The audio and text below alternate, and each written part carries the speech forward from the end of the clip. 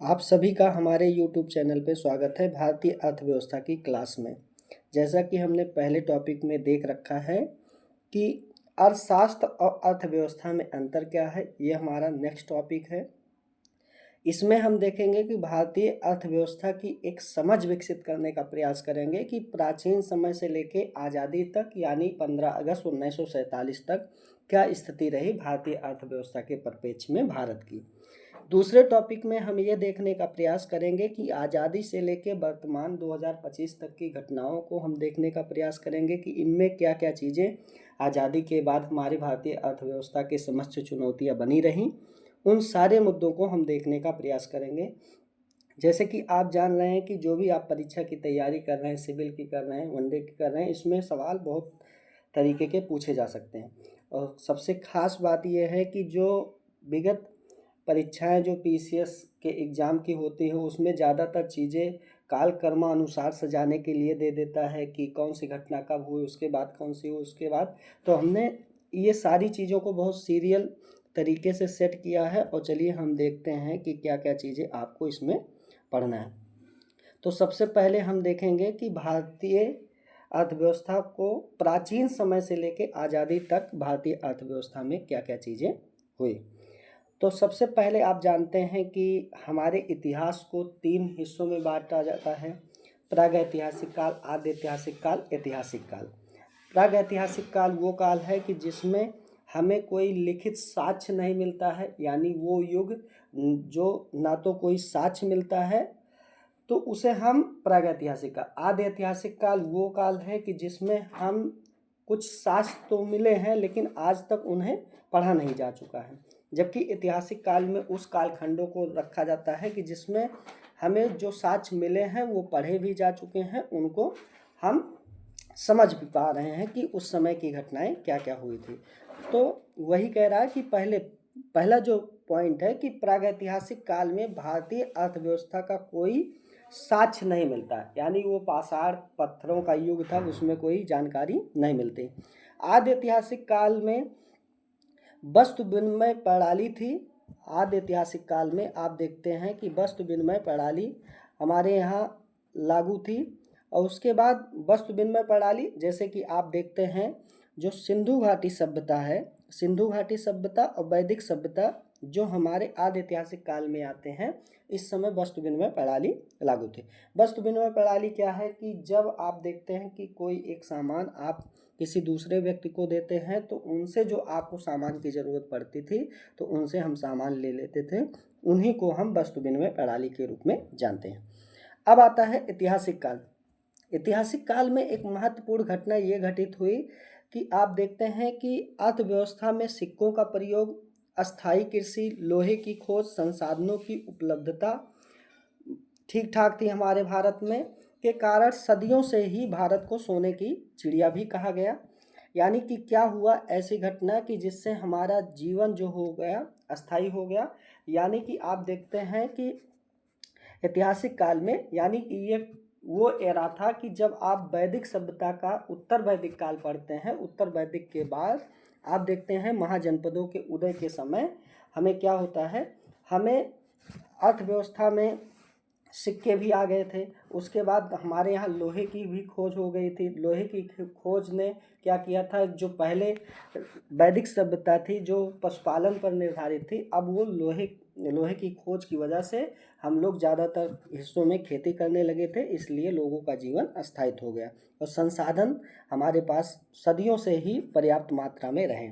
अब जो अगला पॉइंट है उसमें देखते हैं कि प्राचीन समय में जो कौटिल्य थे, कौटिल्य आप जानते हैं कि ये मौर्य काल की बात है। तो मौर्य काल में ही कौटिल्य ने एक पुस्तक लिखी थी। पुस्तक जो थी वो अर्थशास्त्र के नाम से जाना जाता है, जो भारतीय अर्थव्यवस्था के बारे में उसमें बहुत कुछ बताया गया है। उसमें ये बताया गया है कि जो भारतीय अर्थव्यवस्था उस समय या आज के परिप्रेक्ष्य में इनकी बातें काफ़ी प्रासंगिक साबित होती हैं। कि ये कहे थे, जैसे कि आप मैप में देख पा रहे हैं, मान लीजिए ये पूरा भारत है। इन्होंने ये कहा था कि अपने इस पुस्तक में जो सप्तांग राज के सिद्धांत में उन्होंने ये कहा था कि जो किसी भी बड़े देश का पड़ोसी देश होता है वो उसका शत्रु होता है, यानी कि जो हमारी अर्थव्यवस्था को नुकसान भी पहुंचा सकता है। आज के समय में हम देखते हैं कि भारतीय अर्थव्यवस्था में आप देखते हैं कि ऊपर हमारा चीन एक दुश्मन के रूप में जो हमारी भारतीय अर्थव्यवस्था को नुकसान पहुंचाने की फेर में रहता है, और बगल में पाकिस्तान ये भी देखते हैं कि मतलब हमारी भारतीय अर्थव्यवस्था को क्या करता है, जो नुकसान पहुंचाने की कोशिश करता रहता है। तो इस तरीके से उनकी बताई हुई बातें जो प्राचीन समय में मौर्य काल के समय में ही उन्होंने बताई थी, आज भी वो बातें कितनी सच साबित होती हैं। अब देखते हैं मध्यकालीन समय में भारतीय अर्थव्यवस्था किस तरीके से काम करती रही। तो मध्यकालीन के समय जो चाहे वो दिल्ली डायनेस्टी की बात करें, चाहे वो मुग़ल काल की बात करें, तो उन्होंने क्या कर रखा था, भूमि कर लगा रखा था, किसानों के ऊपर कर लगा रखा था, धार्मिक कर लगा रखा था, जिससे भारतीय अर्थव्यवस्था में टैक्सेशन की शुरुआत होती है और ये तमाम कर भी शुरू कर दिए जाते हैं। अब उसके बाद की क्या घटनाएं हुई, अब आता है आधुनिक समय में। आधुनिक समय या अंग्रेज़ों के समय में आप देखते हैं कि पहले एक युद्ध होता है जिसे हम 1757 प्लासी के युद्ध के रूप में जानते हैं, 1764 बक्सर के युद्ध के रूप में जानते हैं। उसके बाद 1765 इलाहाबाद की संधि हुई। इन तीनों घटनाओं ने भारतीय अर्थव्यवस्था को पूरी तरीके से बदल के रख दिया। हुआ क्या कि 1757 में प्लासी के युद्ध में जो हमारे यहाँ की शक्तियाँ थी, बड़ी शक्तियाँ थी, वो पूरी तरीके से पराजित हो जाती हैं। उसके बाद 1764 में और जो तीन उस समय की शक्तियाँ थी, यानी कि बड़ी शक्तियाँ मिलके फिर से लड़ती हैं, फिर भी पराजित हो जाती हैं। तो उसके बाद जब बड़ी शक्तियाँ धराशायी हो जाती हैं तो अंग्रेज लोग क्या करते हैं, इन शक्तियों के साथ एक संधि करते हैं जिसे हम इलाहाबाद की संधि के रूप में जानते हैं। अब इस संधि ने क्या किया कि उत्तर भारत में हमें राजस्व वसूलने का काम अंग्रेज़ों को देना पड़ा, और यहीं पर इलाहाबाद की संधि से ही द्वैध शासन शुरू हो जाता है रॉबर्ट क्लाइव के समय, जो कि हमारे भारत के लिए काफ़ी नुकसान साबित होता है। इन्हीं 1765 के इलाहाबाद की संधि से 5 साल बाद आप देखते हैं बंगाल में क्या होता है, बहुत बड़ी भूखमरी आ जाती है। क्या आ जाती है, बहुत बड़ी भूखमरी या अकाल आ जाता है। ये सारी घटनाएं आप देखते हैं जो हमारी भारतीय अर्थव्यवस्था को भी उस समय कमज़ोर किया। और ये कहते हैं कि सबसे ज़्यादा भारतीय अर्थव्यवस्था कमज़ोर हुई किसके समय, तो आप बताएंगे कि अंग्रेज़ों के समय ही हुई। कि उसके बाद ये इलाहाबाद की संधि के बाद ये भारतीय अर्थव्यवस्था को अपने हाथों में ले लेते हैं, और हाथों में लेने के बाद ये तमाम तरीके से भारतीय अर्थव्यवस्था को कमज़ोर करने का प्रयास करते हैं। उनमें से सबसे पहले आप देखते हैं अस्थाई बंदोबस्त, ये 1793 में लॉर्ड कॉर्नवालिस के द्वारा लाया गया। तो लॉर्ड कॉर्नवालिस के लाने के बाद ये देखते हैं यूपी, बिहार, बंगाल, उड़ीसा में ये 19% क्षेत्रों पर लागू थी जो ब्रिटिश भारत का हिस्सा हुआ करते थे। उसके बाद 19% क्षेत्र पर लागू थी, और 10/11 भाग, यानी कि आपकी ज़मीन का मान लीजिए टोटल जो हिस्सा हो, उस हिस्से में जो भी अनाज उगाया जाता था उसका 10/11 भाग कंपनी ले लेती थी। कितना, 10/11 भाग कंपनी ले लेती थी, जबकि 1/11 भाग को जमींदार को मिलता था, यानी जो ज़मीन को जो उस फसल को उगाता था। उसके बाद फिर आता है रैयतवाड़ी व्यवस्था। अब रैयतवाड़ी व्यवस्था में क्या था, ये किसके द्वारा, तो टॉमस मुनरो एंड रीड के द्वारा इसको लागू किया गया था। बम्बई, मद्रास, असम के क्षेत्र में लागू था, और टोटल ये भारत के 51% क्षेत्र पर लागू था। कर की दर जो टैक्सेशन था ये 33 से 55% कर दिया गया, यानी कि इसमें से थोड़ा सा संशोधन किया गया, टैक्सेशन को कम किया गया। जहां ये ज़्यादातर 90% क्षेत्र पर 90% हिस्से को ले लेते थे टैक्स के रूप में, अब वो 33 से 55% कर दिया गया। ये सारी चीज़ें होती रही हमारी भारतीय अर्थव्यवस्था के परिप्रेक्ष्य में। उसके बाद महालवाड़ी व्यवस्था आई। तो महालवाड़ी व्यवस्था हाल्ट मैकेंजी के द्वारा 1822 में इसको किया गया, और मार्टिन वर्ड, इन दोनों व्यक्तियों के द्वारा महालवाड़ी व्यवस्था हमारे भारतीय अर्थव्यवस्था में लाया गया। उसके बाद आप देखते हैं कि ये मध्य भारत, पंजाब, आगरा के क्षेत्र में लागू था। टोटल भारत के क्षेत्र का जो ब्रिटिश भारत था उसके 30% क्षेत्र पर यह लागू था। यानी इसमें भी कर की दर क्या रखी गई थी, 2/3 भाग में 1 कर दिया गया। तो और आगे अब देखते हैं कि किस तरीके से भारतीय अर्थव्यवस्था और क्या हुई उसमें। तो जो 10वां पॉइंट है आप देख रहे हैं, ये है कि एक पुस्तक आई थी दादा भाई नौरोजी की, जिस पुस्तक का नाम था poverty and un-British rule in India, में दादा भाई नौरोजी ने एक सिद्धांत दिया था, धन के निष्कासन का सिद्धांत। इस सिद्धांत में उन्होंने बताया कि किस तरीके से हमारे भारत से कच्चा माल ये लोग लेके जाते थे, यानी कच्चा माल भारत से लेके जाते थे और कच्चा माल लेके ये यूरोप जाते थे। यूरोप में उसको जो भी इनको जो मटेरियल से संबंधित जो वस्तुएं बनानी होती थी बना के पुनः ये हमारे भारत में लेके आते थे टैक्स फ्री करके, यानी कोई भी टैरिफ नहीं देते थे और उसको उच्च दामों पे भारत में बेचते थे। तो इन्होंने अपने किताब में या धन के निष्कासन के सिद्धांत में ये बताया कि किस तरीके से ये भारत को लूटते रहे। ये सारी प्रक्रियाएं उन्होंने इस किताब में लिखी। ये किताब लिखी गई थी 1867 में, लेकिन आपके पीसीएस एग्जाम में ये सवाल पूछा भी गया है कि ये पुस्तक कब प्रकाशित हुई, किस साल प्रकाशित हुई। तो आपको बताना है प्रकाशन जो हुआ इसका 1901 में हुआ, जबकि ये लिखी कब गई, 1867 में ही लिखी गई। ये दोनों बातें अलग अलग हैं।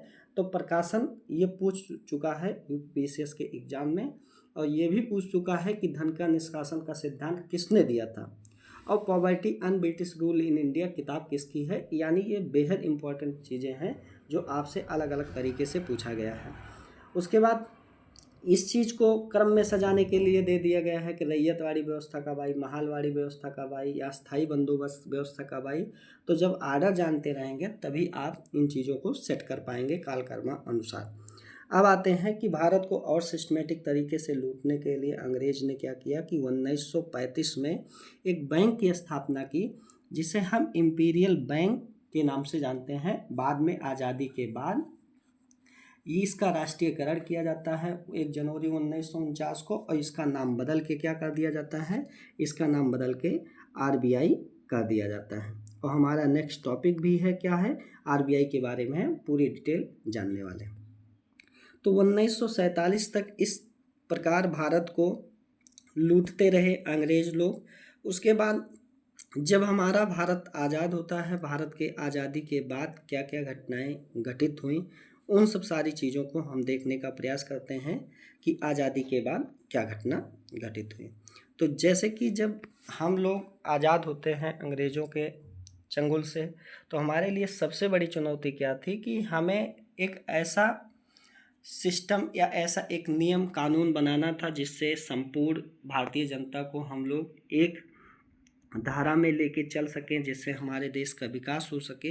वो सारी चुनौतियां हमारे देश में विद्यमान थी, क्योंकि गरीबी थी, भुखमरी थी, बेरोजगारी थी, और हमारे यहाँ बहुत सारी तरीके से समस्याएं थी। और एक उनमें से सबसे बड़ी समस्या ये थी कि अंग्रेज लोग एक दिन पहले, आज़ादी के एक दिन पहले, एक और देश की स्थापना ये लोग कर देते हैं।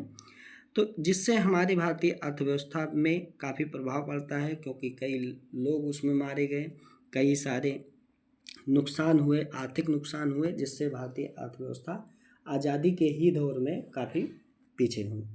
लेकिन हम लोग अपना साहस जुटा के एक बहुत अच्छा काम करते हैं कि हम एक ऐसी किताब बनाते हैं, एक ऐसा नियम कानून की किताब बनाते हैं जिसे हम संविधान के रूप में जानते हैं, जो 2 वर्ष 11 माह 18 दिन में बन के तैयार हुआ।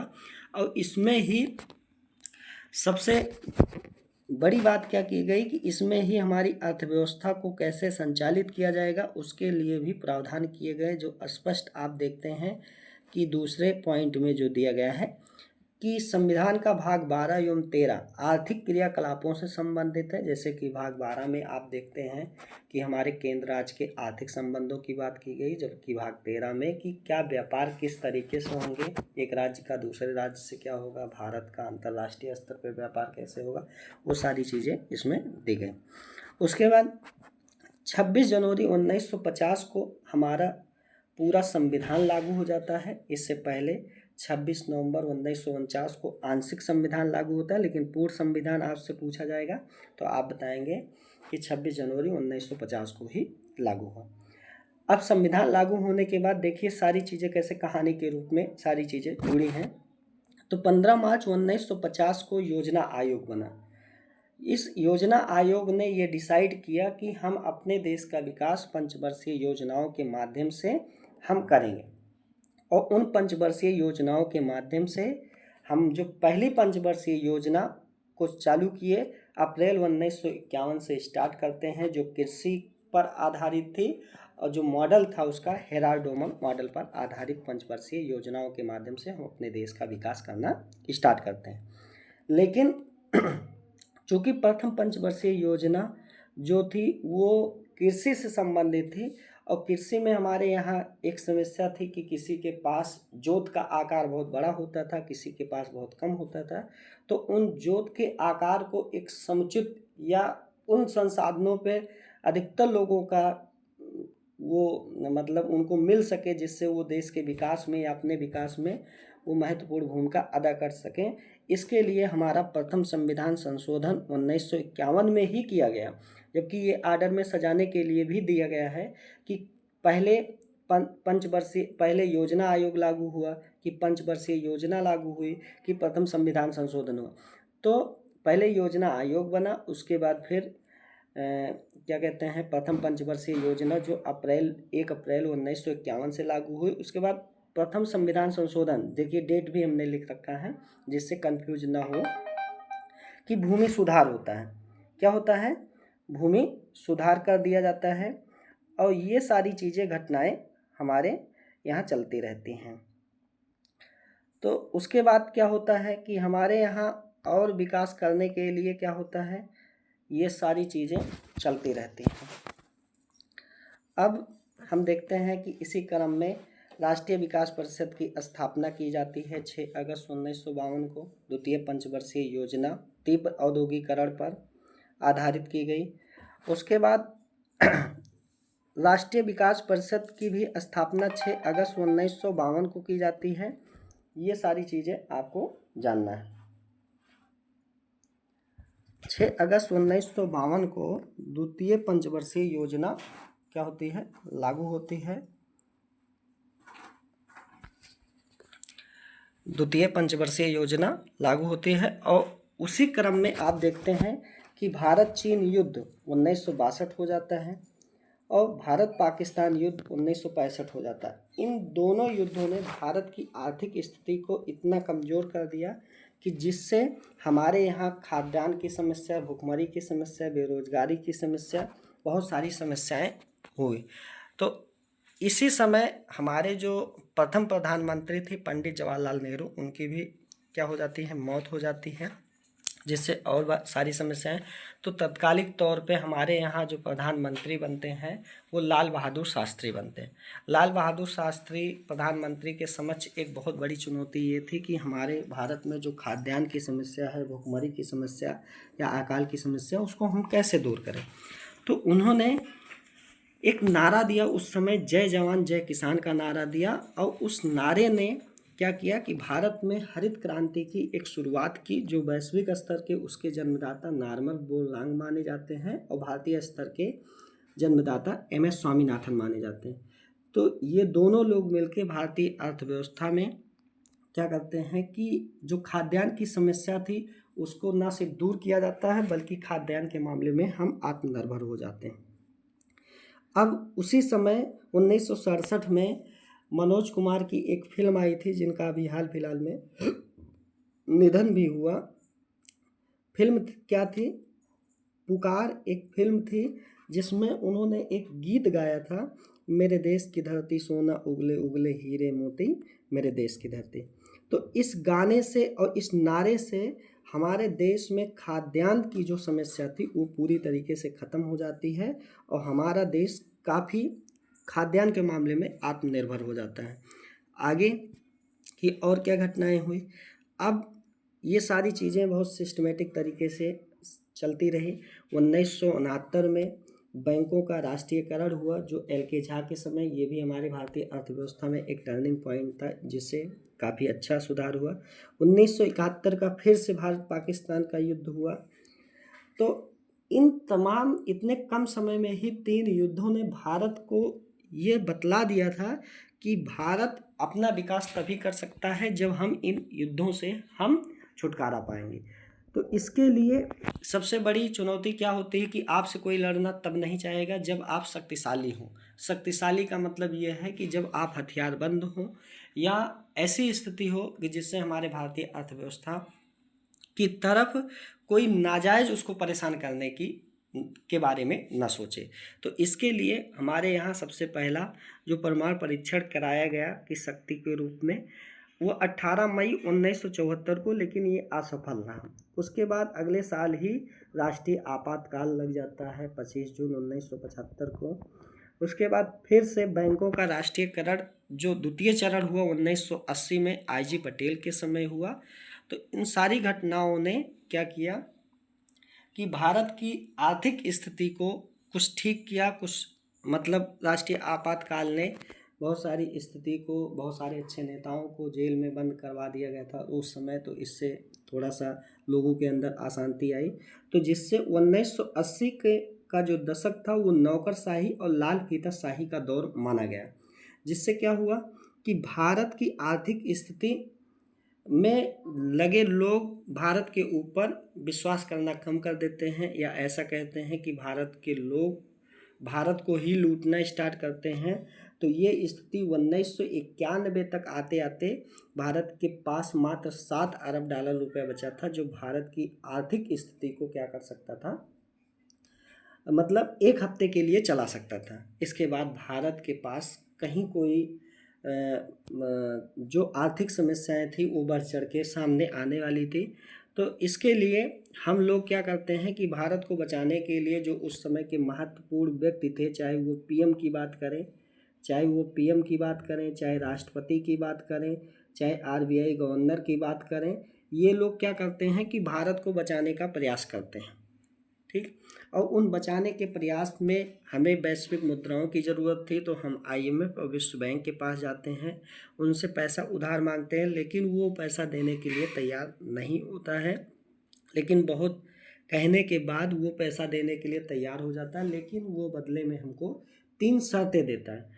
कहा कि अगर आप इन 3 शर्तों को मानेंगे तो हम पैसा देंगे, नहीं तो हम आपको पैसा दे देंगे। तो चूँकि आप बहुत कल्याणकारी राज्य के रूप में काम करते हैं, तो ये पैसा आप जाके तुरंत फिर से गरीबों में बांट देंगे। आप वो काम करिए जिससे आपके यहाँ हमेशा हमेशा के लिए गरीबी भी ख़त्म हो जाए और लोगों को रोज़गार मिल जाए। वो खुद पैसा कमाएंगे तो आपको उतना ज़्यादा आपके ऊपर डिपेंडेंसी नहीं रहेगी। तो बहुत कहने सुनने के बाद भारत ये मान जाता है, और 3 शर्तें जो दी गई थी वो थी LPG रिफॉर्म के बारे में, जिसे हम उदारीकरण, निजीकरण, वैश्वीकरण के रूप में जानते हैं।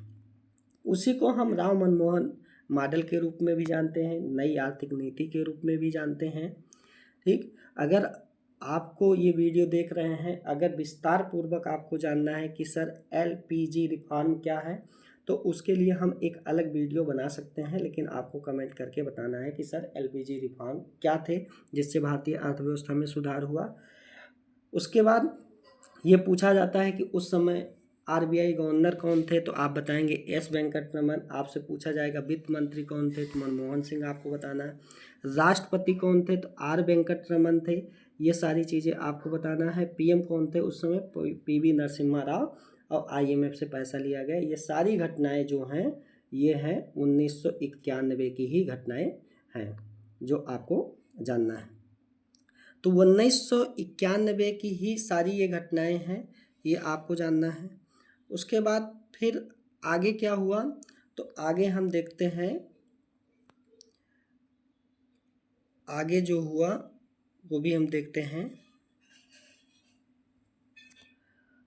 आगे फिर 1998 में क्या होता है, 1998 में अटल बिहारी वाजपेयी के द्वारा परमाणु परीक्षण कराया जाता है, जो पूरी तरीके से 13 मई 1998 को कराया जाता है, 11 मई 13 मई को, जिससे पूरी तरीके से हम सफल हो जाते हैं।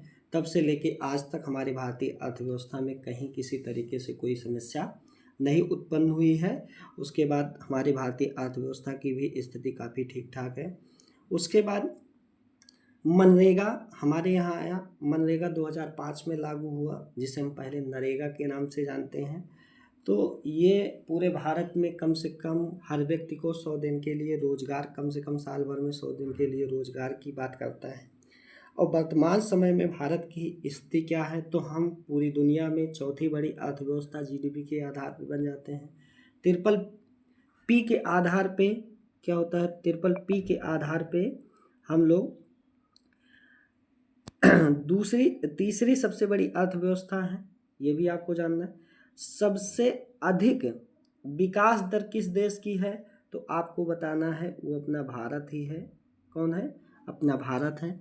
और दुनिया के ग्रोथ में साझेदारी की बात करेंगे तो दूसरा है, यानी जो सामान बनता है पूरी दुनिया में, तो आप बताएंगे वो सामान दूसरे स्थान पे भारत बनाता है। सबसे पहले चीन है, उसके बाद फिर भारत है। भारत का जो विदेशी मुद्रा भंडार है वो लगभग 7 बिलियन डॉलर, जो लगभग पूरे भारत के खर्चे को 10 महीने तक ये क्या कर सकता है कि हम लोगों को बैठा के खिला सकता है। बैठा के खिलाने के सेंस का मतलब ये है कि आपको यहाँ की इंफ्रास्ट्रक्चर, यहाँ की आधारभूत संरचना यानी सड़क, अस्पताल, रेलवे, इतना ज़्यादा विकास हो गया कि आप कहीं पर भी जाके आप थोड़े से ही पूंजी में आप अपने घर का, परिवार का खर्चा चला सकते हैं। ये कहने का मतलब ये है कि अगर हमारा भारत विकास न करता तो ये चीज़ संभव नहीं था। तो वर्तमान स्थिति में हम ये सारी घटनाओं को हमने देखा कि किस तरीके से, एक बार रिकॉल कर लेते हैं कि कब क्या कौन सी घटनाएं हुई। तो आप देखते हैं कि प्रागैतिहासिक काल में भारतीय अर्थव्यवस्था का कोई साक्ष्य नहीं मिलता है। उस समय क्या अर्थव्यवस्था थी भारत की?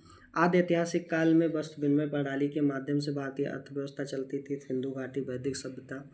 ऐतिहासिक काल में हम अर्थव्यवस्था में सिक्कों का प्रयोग, लोहे की खोज, संसाधनों की, उसके बाद अस्थायी कृषि के कारण भारतीय अर्थव्यवस्था की स्थिति ठीक ठाक थी। प्राचीन समय में कौटिल्य ने एक किताब लिखी अर्थशास्त्र, ये सारी बातें बताएं। मध्यकालीन के समय भूमि कर, किसान कर, धार्मिक कर आ गए थे। उसके बाद अंग्रेजों के समय आप क्या स्थिति रही वो भी आप जान गए। अस्थाई बंदोबस्त भी आप जानते हैं कि कैसे आई, रैयतवाड़ी भी, ये सारी चीज़ें, महालवाड़ी। उसके बाद पुस्तक जो poverty and British rule in India में है, किस तरीके से अंग्रेज हमारे भारत से धन लूटते थे, उसके बाद वो लिखे जाते थे। 1901 में ये पुस्तक प्रकाशित हुई। 1935 में इंपीरियल बैंक की स्थापना भारत को लूटने के लिए की गई, जिसे बाद में हम अपने केंद्रीय बैंक के रूप में इसकी स्थापना करते हैं। 1947 तक इस प्रकार भारत को अंग्रेज लूटते रहे। अब आज़ादी के बाद हमारे पास चुनौती थी कि हम भारतीय अर्थव्यवस्था को कैसे, क्योंकि एक अलग देश का भी निर्माण कर दिया गया था एक दिन पहले, जिससे हमारे लोग काफ़ी परेशान हुए, काफ़ी लोग मारे भी गए। लेकिन हमारे भारतीय लोगों के द्वारा 2 वर्ष 11 माह 18 दिन में एक ऐसी किताब बनाई गई जिसमें भारतीय अर्थव्यवस्था को कैसे संचालित किया जाएगा, ये सारी बातें थी।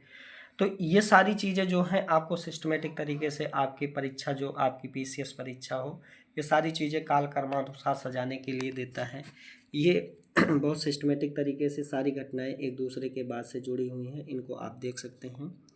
तो ये सारी चीज़ें हैं, जैसे 1969 में क्या हुआ, 71 में क्या हुआ, 1974 में क्या हुआ, 75 में क्या हुआ, बैंकों का राष्ट्रीयकरण कब हुआ, द्वितीय चरण का, 1980 के दौरान नौकरशाही, लाल फीताशाही का दौर कहा जाता है। 1991 में क्या क्या घटनाएं हुई, ये सारी चीज़ें आपको जानना है। द्वितीय प्रमाण परीक्षण कब हुआ, मनरेगा कब आया, वर्तमान में भारत की आर्थिक स्थिति क्या है, ये सारी चीज़ें।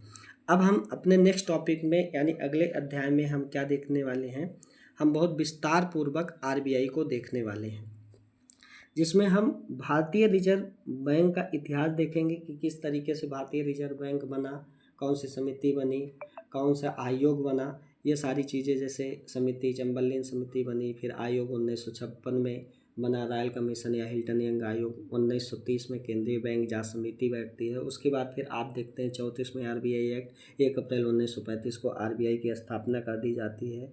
तो कब इसका मतलब राष्ट्रीयकरण होता है, 1 जनवरी 1900, मतलब बहुत सारी घटनाएं हैं जो इतिहास से जुड़ी हुई हैं भारतीय रिजर्व बैंक के, उनको हम समझेंगे।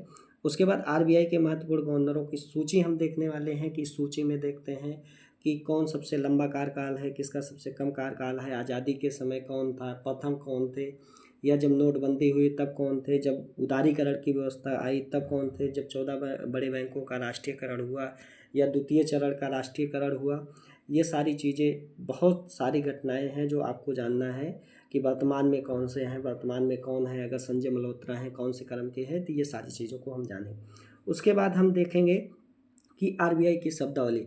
इस शब्दावली को आप लोग बहुत परेशानी से मतलब कोशिश करते हैं सीखने के लिए, नहीं सीख पाते, लेकिन बहुत आसान भाषा में हम समझाने का प्रयास करेंगे। शब्दावली कि एमएसएफ क्या है, आरआर क्या है, बैंक रेट क्या है, एमसीएलआर क्या है, पीएलआर क्या है, ईबीआर क्या है, उसके बाद सीआरआर क्या है, एसएलआर क्या है, जीडीटीएल क्या है, एनडीटीएल क्या है। बहुत सारी शब्दावली है। ओपन मार्केट ऑपरेशन यानी ओएमओ क्या है। तो ये सारी चीज़ें हैं, इनमें हम देखने का प्रयास करेंगे। उसके बाद आरबीआई के कार्य देखेंगे। आरबीआई जैसे बहुत सारे कार्य करता है, नोट छपवाता है, उसके बाद नोटों का वितरण करने का काम करता है। आरबीआई बैंकों का विलय भी करवाता है, आरबीआई बैंकों का समापन भी करता है। आरबीआई अगर विदेशों में शाखा विस्तार करवाता है तो आरबीआई अपने ही क्षमता में करवाता है। उसके बाद आरबीआई बैंकों को ऋण देने का भी काम करता है। आरबीआई विदेशी मुद्रा भंडार को संरक्षित करने का भी कार्य, यानी जो भी महत्वपूर्ण कार्य हैं वो सारी चीज़ों को देखेंगे। और विविध में हम उन चीज़ों को देखेंगे, जैसे आरबीआई इसके अलावा भी बहुत सारे कार्य करता है, तो वो सारे मुद्दों को हम देखने का प्रयास कर देंगे। हमें विश्वास है कि आपको ये हमारा लेक्चर पसंद आ रहा होगा। अगर पसंद आ रहा तो आप हमें कमेंट करके बताइए कि जिससे हम पूरा भारतीय अर्थव्यवस्था की एक समझ आपके अंदर विकसित कर सकें। तो मिलते हैं अपने नेक्स्ट क्लास में। तब तक के लिए आप सभी लोगों का ये वीडियो देखने के लिए बहुत बहुत धन्यवाद। हमारा नेक्स्ट टॉपिक जो होगा वो भारतीय रिजर्व बैंक यानी आरबीआई के बारे में होगा।